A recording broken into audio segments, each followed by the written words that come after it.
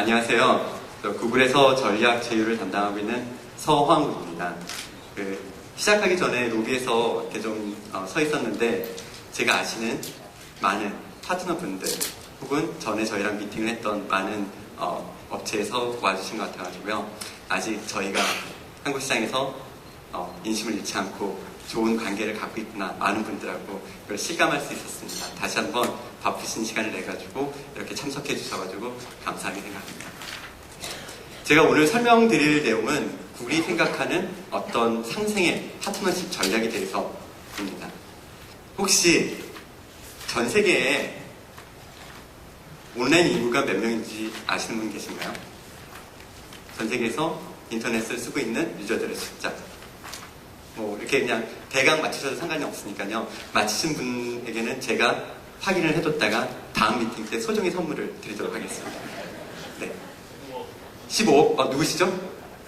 네, 15억. 15억 나왔습니다. 더 쓰실 분 없습니까? 네, 20억 나왔습니다. 네, 그만하는 게 나을 것 같습니다. 네. 말씀하신 것처럼 사실 전 세계 2008년 현재 온라인에는 약 14억 명의 인터넷 인구가 있다고 합니다. 그리고 이러한 인터넷 인구들을 대상으로 해가지고 지금 이 순간에도 세계 도처에서 아주 다양한 컨셉을 갖고 있는 서비스와 컨텐츠들이 만들어지고 있습니다. 근데 이런 서비스와 컨텐츠는 사실 그 내용이 다양한 것뿐만 아니라 그것이 전달되는 형식 또한 아주 과거에서는 저희가 생각하지 못했던 다양한 방식으로 서비스가 되고 있습니다. 사실 이렇게 수많은 서비스가 폭발적으로 성장하다 보니까 새로운 패러다임이 등장을 하게 됩니다. 과거에 여기 계시는 많은 분들이 아시는 8대2의 법칙이 존재하던 시절에는 헤드가 사실 전부였습니다. 다른 건 필요 없습니다. 헤드를 공략해야 된다. 우리가 헤드가 되지 못하면 살아남지 못한다. 이게 과거의 패러다임이었다면 폭발적인 다양한 서비스의 성장과 함께 새로운 패러다임, 즉 이런 모습의 패러다임이 등장하게 됩니다. 물론 헤드는 중요합니다. 하지만 헤드 못지않게 중간에서 아마 여기 오신 많은 파트너분들이 속한 부분이 아마 이런 부분일 거라고 생각합니다. 이런 어느 정도 중간 규모를 갖고 있지만 의미 있는 서비스를 하고 있는 업체들, 그리고 테일에 있는 분들, 이런 분들이 모두 중요하게 되고 있습니다. 그래서 과거에 헤드가 중요했던 시절에는 그랬습니다. 내 서비스가 얼마나 포괄적이냐, 우리 서비스에 얼마나 많은 정보가 있냐, 우리가 얼마나 빨리 찾아주냐, 이게 중요했다라면은 이렇게 다양성이 중요되는 지금 이 순간에는 어떻게 보면은 그렇게 수많이 흩어져 있는 다양한 정보들을 얼마나 퀄리티 높게 찾아줄 수 있는가, 혹은 이런 것들을 어떻게 수익화낼 수 있는가, 그리고 이런 시스템들이 제각각 모양을 갖고 있을 때 얼마나 스케일러블한 시스템을 전달해 줄 수 있는가, 이러한 것들이 중요한 패러다임으로 자리를 잡고 있다고 생각합니다. 구글이 올해 10살 된 거 잘 알고 계시죠? 네, 10살입니다. 지난 10년간 이러한 다양한 폭발적인 서비스의 성장과 함께 많은 파트너들과 좋은 관계를 유지하면서 잘 성장을 해왔다라고 믿고 있습니다. 그래서 현재는 약 117개국 언어로 서비스가 되고 있으며 158개 도메인으로 서비스가 되고 있습니다. 그리고 전 세계 한 40여 개가 넘는 도시에서 현재 구글 오피스가 운영되고 있습니다. 한국의 경우는 어떨까요? 최근에 미니와트 마케팅 그룹이라는 데서 조사를 했는데요. 한국의 인터넷 인구는 전체 인터넷 인구에서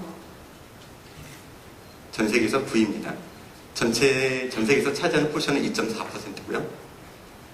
나쁘지 않죠? 네, 나쁘지 않습니다. 근데 조금만 들여다보면은 2000년대 초반만 해도 저희가 4위, 5위에 있었습니다. 그리고 이 숫자는 지금 지속해서 떨어지고 있습니다. 더 심각한 거는 지금 한국에 약 3,480만의 인터넷 인구라는 것은 한국 전체 인구의 70.7%입니다. 이 얘기가 뭘 뜻할까요? 아마 너무 어려서 글을 못 쓰거나 아니면 나이가 들어서 이제는 인터넷을 쓰지 못하시는 분들을 제외하고는 이미 모두 다 온라인에 와 있다는 겁니다. 그리고 그 밑에 있는 숫자는 지난 과거 8년 동안 전 세계 인터넷 인구의 평균 성장률, 즉 305.5%에 대비해서 한국의 경우는 지난 8년 동안 고작 82.9% 성장했습니다. 자, 이게 시사하는 거는 우리나라 인터넷 시장은 이미 포화 상태에 이르렀다는 겁니다.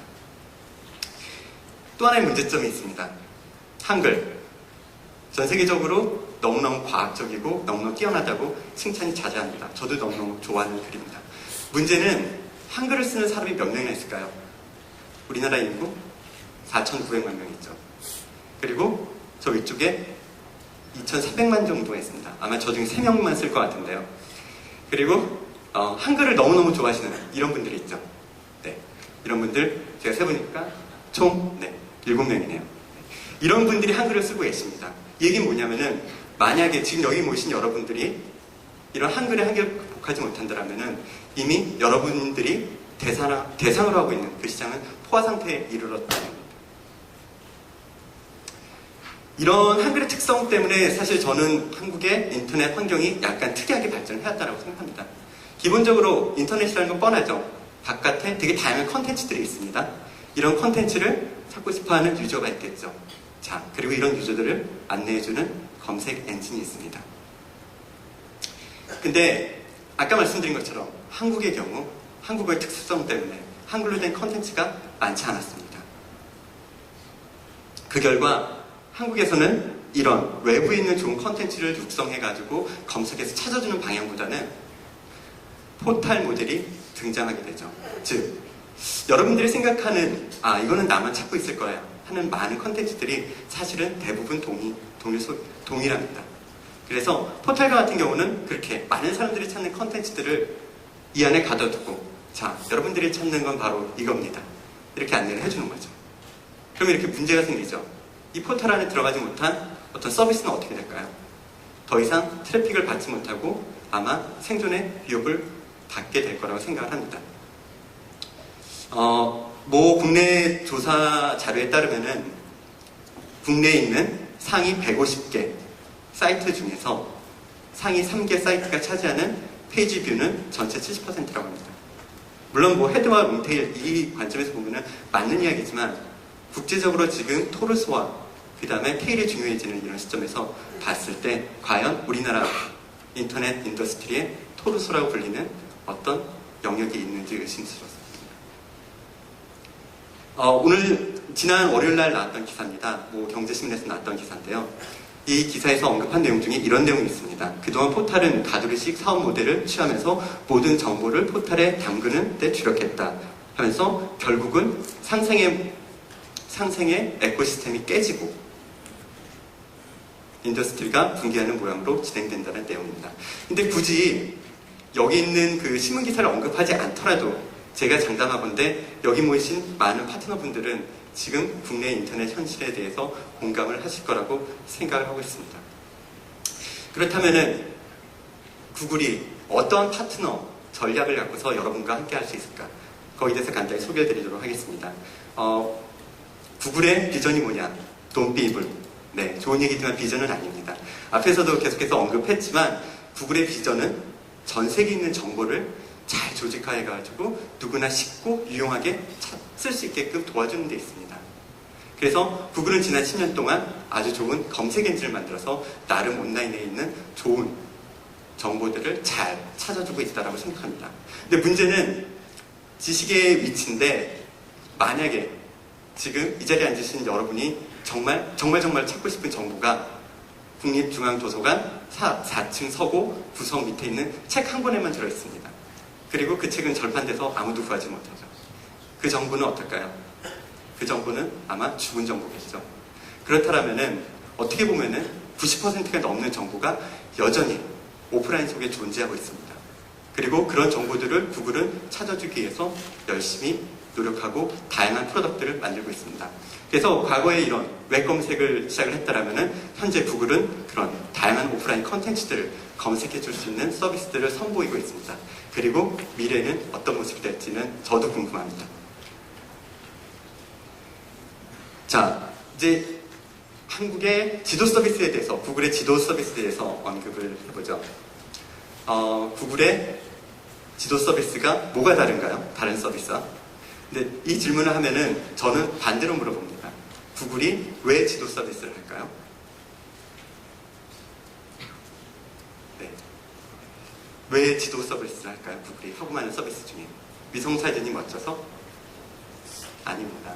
지금까지 여러분한테 말씀드렸던 그 철학에 있습니다. 구글은 전 세계 있는 모든 정보를 잘 찾아서 보여주자는 데 있습니다. 하지만 지금까지 언급한 것처럼 상당수의 오프라인 정보들 중에는 분명히 지리 정보 속에 있습니다. 그 정보가 온라인에 있는 게 아니라. 그리고 그러한 지리 정보 속에 존재하는, 공간 속에 존재하는 정보를 보여주게 한, 검색해주게 한 가장 좋은 솔루션이 바로 구글 지도이자 구글 얼스입니다. 그렇기 때문에 구글이 지도 서비스를 하는 겁니다. 그래서 현재 저희가 이런 구글 지도 서비스를 런칭함과 더불어 여러분들에게는 이런 지도 서비스들을 좀 더 많이 가져다 함께 하고자 합니다. 가장 쉽게 생각할 수 있는 게 API라고 생각합니다. 근데 사실 API는 구글만 제공하고 있는 건 아닙니다. 최근 들어서는 거의 모든 웹 서비스들이 다 API를 제공하고 있는 걸로 알고 있습니다. 그래서 이 부분에 대해서는 제가 깊게 언급은 안 하고 하나 데모를 보여드리고 싶습니다. 제가 아까 잠깐 뒤에서 만난 한 파트너분이 계신데요. 국내 모 잡지회사에서 오셨습니다. 자, 오프라인 잡지회사, 구글 얼스, 구글 지도, 어떤 조합이 가능할까요? 이 API를 활용하고. 제가 재밌는 데모를 하나 보여드리겠습니다. 낯익은 잡지죠? 네. 외국에 있는 모 잡지입니다. 근데 이 잡지가 구글 API를 활용을 했네요. 어떻게 된 걸까요? 잘 보시면 아시겠지만 이 잡지에서 활용한 API는 구글의 내비게이션 혹은 컨트롤이라 부르는 영역입니다. 옆에 보시면은 줌도 나오고, 그렇죠? 줌도 나오고, 줌아웃도 되고, 방향도 찾아갈 수 있고. 자, 이 경우는 구글에 있는 맵 데이터 대신에 자신들이 갖고 있는 스캔한 어떤 잡지의 정보를 갖다가 레이어로 얹히고 구글의 맵 API를 활용해가지고 보여주고 있는 겁니다. 그래서 오늘 저희가 말씀드리고 싶은 구글의 지도 API라는 거는 여러분들이 쉽게 상상할 수 있는 단순히 뭐 지도를 붙이고 마는 이런 수준이 아니라 어떻게 보면은 여러분들의 서비스와 아주 밀접하게 연관된 그런 분야로까지 발전할 수 있다라고 생각합니다.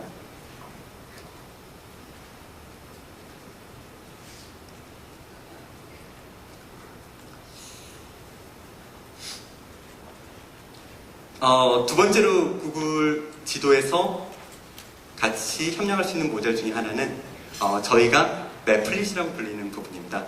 이 부분은 아쉽게도 이번 첫 번째 런칭에서 빠졌습니다. 하지만 조만간 선을 보일 예정입니다. 이 내용은 뭐냐면은 구글 맵 API가 어떻게 보면은 여러분들의 서비스에다가 맵을 박아가지고 여러분의 서비스 사이트에서 맵을 활용하는 거라면은 맵플릿은 구글 지도 내에 여러분들의 서비스를 올려가지고 구글 지도를 찾는 사람들이 그 서비스를 경험하고 여러분들의 사이트로 넘어갈 수 있게끔 도와주는 서비스입니다. 잠깐 데모를 잠깐 보시죠.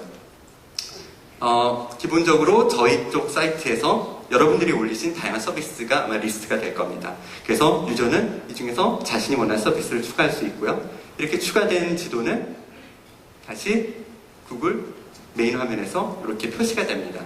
그래서 여기를 와서 옵트인을 하면 바로 이 서비스가 보이죠. 근데 여러분들이 만들 수 있는 거는 단순히 지도 위에 올리는 부분뿐만 아니라 이 왼쪽 부분에 있는 내비게이션을 할 수 있는 영역까지도 여러분들이 직접 구글 지도에 올리실 수 있습니다.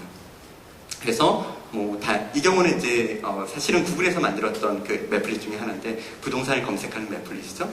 그래서 올려가지고 그 지역을 검색해가지고 가격 대비로 보고서 클릭해서 넘어가는 이제 그런 구조로 구성이 되어 있습니다. 그리고 마지막으로 여러분들과 협력할 수 있는 부분은 저기 영어로 써있지만 제가 번역한 말로는 고급 지역 정보입니다. 서두에서도 저희 이원진 대표님께서 언급을 하셨지만 저는 사실 이 부분이 구글 지도가 갖고 있는 근본적인 철학의 다름에서 기인을 한다라고 생각을 합니다. 대부분의 상당수의 국내 지도 서비스들은 지도에서 다양한 정보를 검색시켜줍니다. 다 똑같죠, 거기까지는. 하지만 그 정보를 검색했을 때 최종 랜딩 페이지는 그 회사의 서비스입니다. 하지만 구글에는 최종 랜딩 페이지가 없습니다. 왜냐면은 구글은 컨텐츠 회사가 아닙니다. 컨텐츠는 여기 모이신 여러분들이 컨텐츠 회사입니다. 구글은 그 컨텐츠들을 맵스에서 가장 효율적으로 검색될 수 있게끔 지원을 해주고 트래픽을 여러분들에게 보내주는 데 있습니다. 자, 국내 모 서비스 예를 한번 보시죠. 피자라고 검색을 해봤습니다. 피자 검색된 위치가 뜨죠? 클릭하면 어디로 갈까요? 자사의 서비스로 갑니다. 구글에서 사실 이제 이건 영문 사이트에서 제가 캡처를 했는데요. 뉴욕에서 피자라고 검색을 해봤습니다. 그랬더니 피자들이 검색이 됐죠. 그 다음에 더보기를 누르면은 이 부분이 이렇게 확대가 됩니다. 여기에는 다양한 리뷰, 디테일, 사진, 동영상, 즉 여러분들이 갖고 있는 컨텐츠들이 어떻게 보면 검색 결과로 노출이 됩니다. 그리고 유저는 더 보고 싶겠죠. 내가 관심 있는 곳이니까 클릭하게 되면 바로 여러분들의 사이트로 넘어갑니다. 이것이 구글 지도가 갖고 있는 근본적인 철학의 다름에서 비롯된 서비스의 특징이라고 생각을 합니다. 많이 와주셨는데 사실 저희가 구글 지도를 선을 보였지만 앞으로 이 서비스를 함께 만들어갈 분들은 여기 모이신 파트너 여러분들이라고 생각합니다.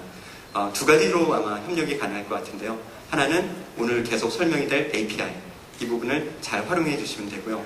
두 번째는 아까 말씀드린 고급 지역 정보, 여러분들이 갖고 있는 다양한 정보들, 구글 지도를 통해서 트래픽을 받고 싶은 다양한 정보들, 이 부분에서 협력이 또 가능합니다.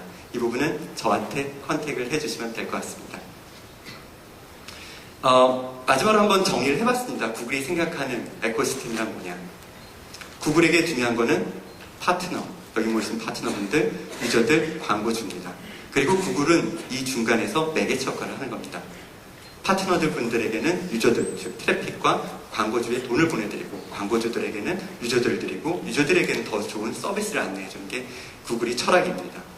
이상으로 구글의 상생 전략에 대한 설명을 마치도록 하겠습니다.